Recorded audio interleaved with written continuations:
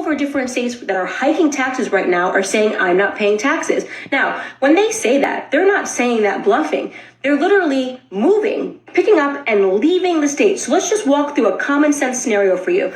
Let's say the state decides that it needs to collect a total of, let's make it an easy number, $100,000 in taxes in the state of California, okay? And let's say that state keeps raising and raising taxes on rich people, and rich people finally say, you know what? I'm leaving the state, right? So if you think that you're going to just tax rich people 90% and they're going to stay in the state, you're an idiot. Rich people are the ones who can afford to leave the state, okay? So let's take California right now, for example. The Daily Wire, they employ 75 people. Ben Shapiro, they pay massive amounts of tax in California. What happened? California taxes got too high and they just announced that they're leaving and moving to Nashville. That means they're not going to be the one paying that figurative that I just made up, $100,000 in tax revenues that the government needs to collect, right? Same for Joe Rogan. Joe Rogan had enough of California. He moved to Texas, where there is no income tax. Tennessee, Nashville, there is no income tax. So rich people have the option to pick up their entire families and companies and leave, okay? So they've reached the point of no return.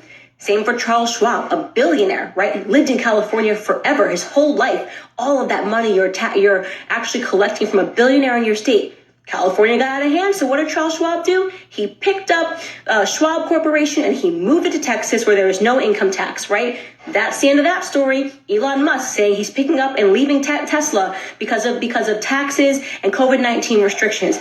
That's the end of that story.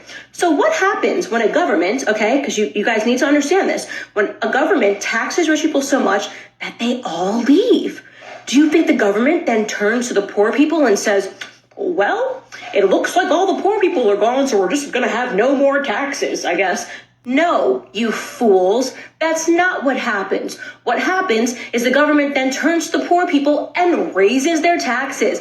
I'm not making up this scenario. It's happened in America multiple times. You can read about it actually happening in times like the Great Depression when they raised taxes to an unbelievable rate, right? Rich people will always hide their money. They can hide it legally, by the way. I'm not talking about fake ways to hide it. They can invest in municipalities. There are bonds that they can invest in, right? To build parks, they can hide their money for 5 years and get it for 5 years when the tax rate is more favorable. These are legal. These are sanctioned by the government. And of course they're going to do that. I would certainly, if I was living in a state that was taxing like crazy, looking to putting my money in some sort of a bond system, which would make sure that I didn't have to pay taxes on it for a while and could let it sit and mature, right? You guys don't understand that because you're so emotional that all you hear is tax cuts for the rich.